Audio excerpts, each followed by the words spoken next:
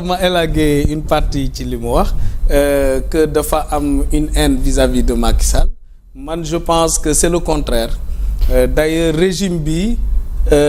distance bi muy liggéeyee ak justice sax moo tax nit yi mën a sañ tey di wax président Macky Sall bi mu accès pouvoir lan la njëkk a def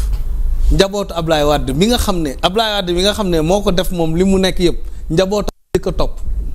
Karim Wade Aïda Diong ñoo ñëpp la topp tëj ci kaso il y a des faits contre le vieux n'est-ce pas loolu nguur bi defu ko deuxièmement topp ñu doom Macky Sall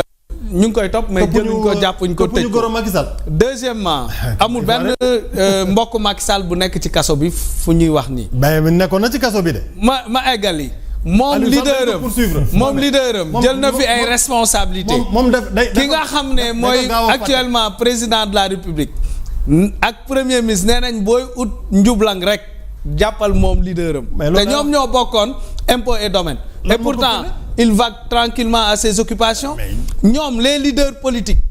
ñi si amoon responsabilité temps gestion Macky Sall ñu ngi chaque jour ñu wax lu leen neex nguur bi dara du leen ci fekk c'est parce que ñun ni ñuy gérer justice ak ñoom ni ñu daan gérer justice du benn ñun dañoo bàyyi magistrats yi gérer les dossiers mais bëri na wax na ko ñu fiy bàyyi ay non-lieu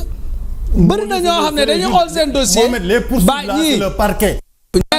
l'acharnement contre Farba Ngom là c'est pas le juge. waaw du ma dévier sama argumentaire ci mbiru Farba dinañ ci donc allez-y ñun ni ñuy gérer justice tey moo tax ñoom ñu féex am possibilité wax lu ñu xalaat am possibilité sànni xeer le leader de notre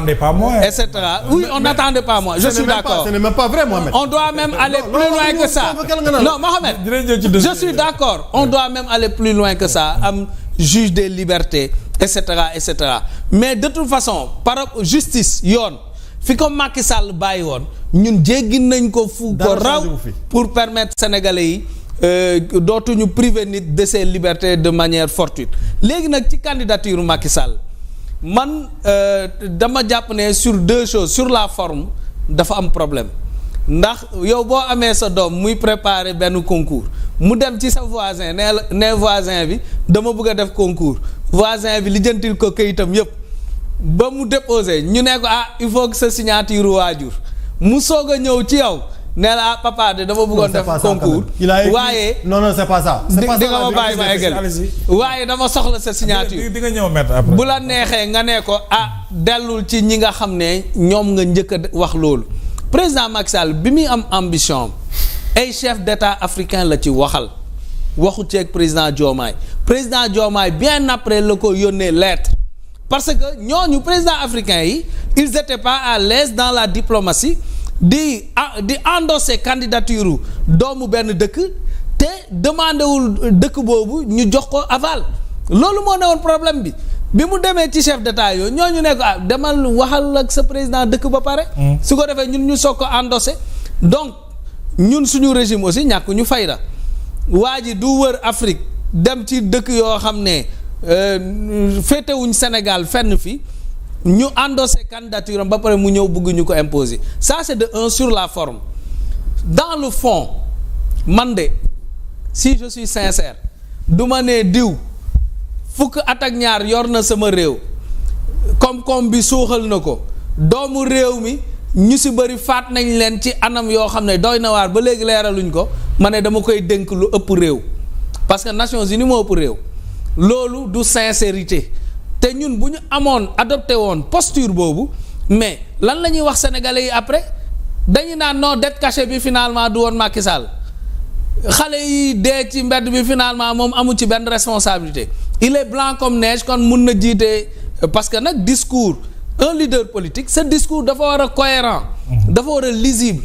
donc le Sénégal a assumé que nekkul ñun ñoo porté sa candidature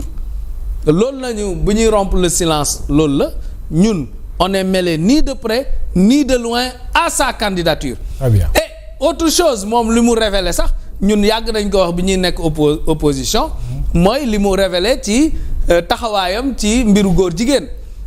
ndax bi Obama ñëwee daf ko ne woon ñun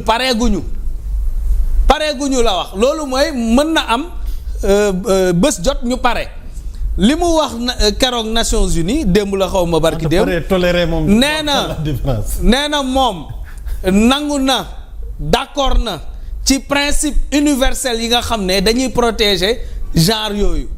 kon moom d'accord na ñu protéger les homosexuels dans le monde entier li mu d'accordul rek mooy waruñ ko imposer yeneen réew yi donc moom sa position sur l'homosexualité ñun bi ñu waxoon à l'époque ba di ci campagne moom révélé na ko boppam ne moom ci loolu la nekk ci li mu nekk mooy bañul homosexualité li muy bañ rek mooy benn réew ñëw imposer ko beneen réew donc débat ak Macky Sall comme ni ngeen ko waxee ay remake la rek yu ñu waxoon la ñun suñu jamono opposition du ñu ci wàcc nag moom nag mu ngi uti droit am la mu am ay ambition ak réew yu ko jàppale ak waa bitim réew mais ñun suñu droit la aussi ñu ne mbir mi ñu jël suñu responsabilité ne ñun fa ñu taxawoon li ñu gëmoon ci moom dañul au contraire bés bu si nekk ñu gis ay njombe yu mu ñu fi bàyyil ay contrat yu mu signé 2 jours avant muy quitter pouvoir bi veille élection ngay signé ay licence yoo xam ne waroo ko woon signé et cetera donc réew mi li mu ñu bàyyil ñun mënuñ ko baal ba di ko soutenir en plus alors mais am na point yow d'accordul ak moom non d'accorduma ak moom par rapport à la candidature de Macky Sall je pense que Macky Sall jógu rek mu dem gis chef d'État africain loolu c'est pas conforme à la réalité et Macky Sall je pense qu'il a eu l'élégance de prendre sa plume di bind le président de la République Mohamed s'il y a pas eu de réponse aller chercher où se trouve là le manque de courtoisie nañu waxante dëgg aujourd'hui même en tant que si j'écris une correspondance au président Emmanuel Macron je suis pas français on me répond je pense que le minimum quand même envers son compatriote mu bind la lettre wax la dara mais écris-lui dis-lui que je ne te soutiens pas au moins mu leer mu xam sa position mais non réponse c'est une réponse la non réponse c'est une réponse et cette réponse est claire ci administration une administration sérieuse bu ñu la bindee lettre da nga war a tontu c'est ça le principe et surtout entre un ancien chef d'État et un président de la République je dis bien yow boo bindoon tey Emmanuel Macron président français tu n'es pas français il te répond et loolu. Macky Sall le chef d'État yi ñeneen ñi dafa déplacé wu dem seeti leen. bindu leen lettre rek léegi ñun la nawloowul moo tax bu ñuy bind lettre rek gis nañ mais lu tax ñëwul seeti président Diomaye te ñële mu déplacé wu. Lamine Sall gis nañ ko fii par rapport à ambition bu mu am francophonie mu bind lettre ba tey kenn tontoo ko c'est dernièrement que le premier ministre après que mu offusque ci posture boobu lañ ko doog tontu pas par rapport à sa lettre mais par rapport à l'interpellation qu'il a faite au premier ministre je pense que loolu un pays ne doit pas fonctionner comme ça